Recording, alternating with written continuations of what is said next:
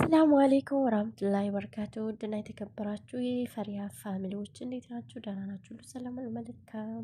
እኔ ጋር ሁሉ ሰላም ነው። እንግዲህ ለዚህ ቻናል አዲስ ከሆናችሁ ሰብስክራይብ አድርጉ፣ ነባር የሆናችሁ ላይክ፣ ሼር እያደረጋችሁ አበረታቱ። ዛሬ እንግዲህ ሰራተኛዋ አደይን ይዤላችሁ መጥቻለሁ። ክፍል 29 አዝናኝና አስተማሪ ብዬ ነው ይዤላችሁ የመጣሁት። አብዛኞቻችን ልክ እንደሷ የምንኖር ህይወት ትክክለኛ ህይወት አለንና እስኪ ቀን ጨባ አድርጌ ለእናንተ ላምጣላቸው ብዬ ነው። እንግዲህ የፈሪሃ ፋሚሊ ለእናንተ ያስተምራል፣ ያዝናናል ያልኩትን ያው ይዤላችሁ እመጣለሁ። ስለዚህ ሰብስክራይብ እያደረጋችሁ ቤተሰብ ተቀላቀሉ። ዛሬ እንግዲህ ወደ እንትኑ እንሂድ ማለት ነው። ወደ ቪዲዮ እንሂድ። ቪዲዮአችን እንግዲህ ለምለም ወይስ ኤላ ቤት ይመጣሉ እና አደይ ቤት ቀጥታ ለምለም እንግዲህ አደይ ጋር ትሄድና ሀብሉን አውጥታ ታሳያታለች ማለት ነው።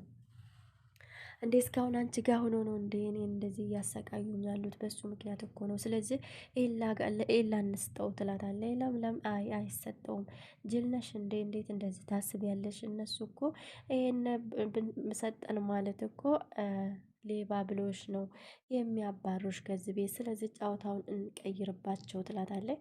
እንደው ሲጫጫኸው እንግዲህ ኤላ ይመጣል። ምንድን ነው ምን ሆናችሁ ነው ስላት፣ አይ እንዴት ሰው ጋር መኖር እንዳለባት እየነገርኳት ነው ትለውና እሱን ሸውዳው እንግዲህ እሷን ዝም በይ ምንም ነገር እንዳትናገሪ ትልና ትወጣለች ማለት ነው። ከለምለም ከአደይ ጋር እንደው እንግዲህ ፍቅር እንግዲህ ተንኮላ እንደቀጠለ ነው።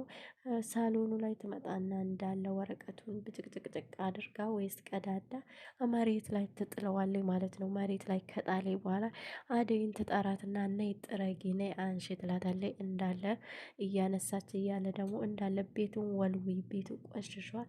ልተኛ አይደለም እኮ የመጣሽው ልትሰሪ ነው፣ የሚከፈልሽ ደግሞ እየሰራሽ ነው። ስለዚህ ስሪ ስትላት አደይ አሞኛል፣ ምንድን ነው የምትይ? በጣም አሞኛል እኔ ራሴን አልቻልኩም ስትላት፣ አይ የሚከፈልሽ እኮ ልትሰሪ ነው ትልና እንግዲህ ጥላት ትሄዳለች። ወዲያው ዴቭ ይመጣል። ዴቭ ሲመጣ እንግዲህ ምንድን ነው ምን ሆነሽ ነው ሲላት፣ አሞኛል ጭራሽ ጭንቅላቴን እንግዲህ መንቀሳቀስ አልቻልኩም ትላታለች። አንቺ እኮ ደህና ስትሆኝ ነው መስራትም ሆነ ምንም የሚቻለው ሲላት፣ እሷም እንዴት ነው እኛ እኮ ሰራን ጣምመን አላመመን ለአሰሪ እና ችግር የለባቸውም እኛ እንድንሰራ ነው የሚፈልጉትንና እሱን እንግዲህ መጥረጊያውን እሱ ይቀበላትና ይጠርጋል ማለት ነው። እሷ ቁጭ ትላለች። ወዲያው ሁለቱም ይመጡና አንቺ ምንድን ነው ምን እያረክ ነው አንተ? እንዴት ነው አንተ መጥረጊያውን እዚህ የምትጠርገው? እሷ ምን እየሰራች ነው? ልትሰራ እኮ ነው የመጣችው ትልና ይቆጣሉ። አሟታል ማረፍ አለባት ሲላት እንግዲህ የራስህ ጉዳይ ብላ ፍቅርም እህቱም ጥለውት ይሄዳሉ።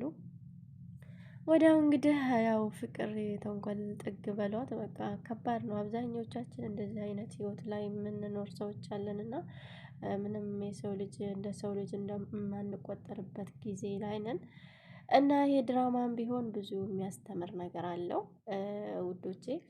ስለዚህ እንግዲህ ዴቭም ዝም ይልና መጥረጊያውን ይዞ ቁጭ ብሎ ያስባል። እና ዳይመንድ ወይስ ደግሞ ያንኛው ስሙን አላውቀውም በር ላይ ቁጭ ብሎ ይጠብቃሉ።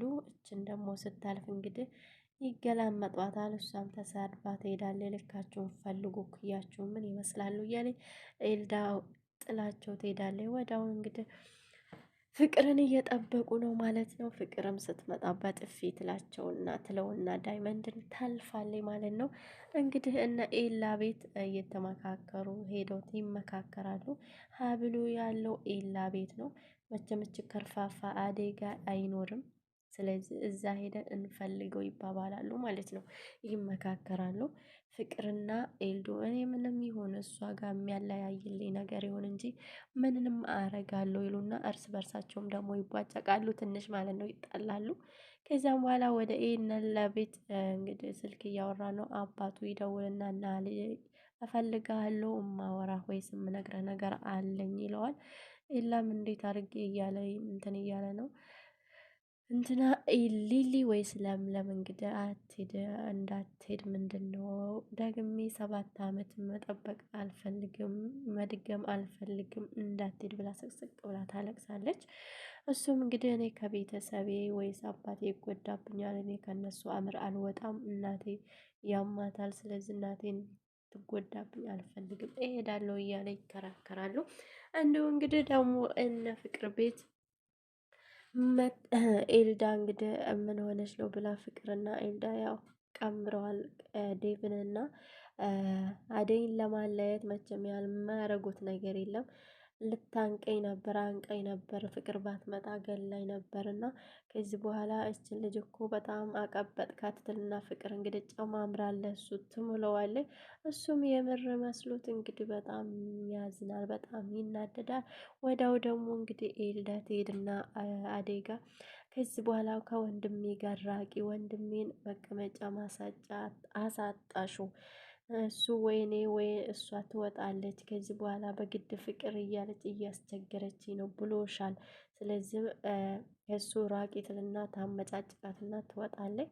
እሷም የምር መስሏት በጣም ታዝናለች። መቼም የነሱ የሚቀምሩት ነገር ከባድ ነው ውዶች፣ አያልቅባቸውም ማለት ነው። ፍቅርና ኤልዳ አያልቅባቸውም።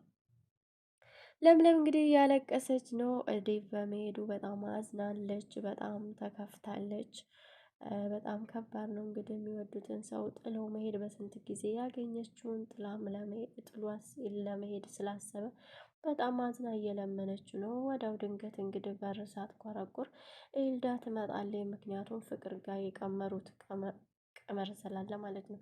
ትመጣለች። አይ ትንፋሳችሁ ምን ነው በአንድ ይሁን አላችሁ ትላቸዋለች።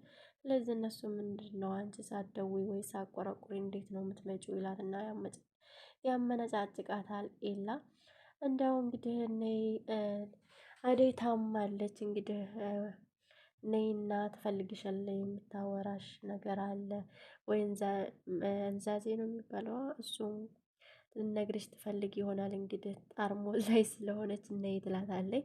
ነይ ብላሻለች ብላ ውሸቷን እንግዲህ ትናገራለች። እነሱ የምር መስሏቸው ሁለቱም ይሄዳሉ።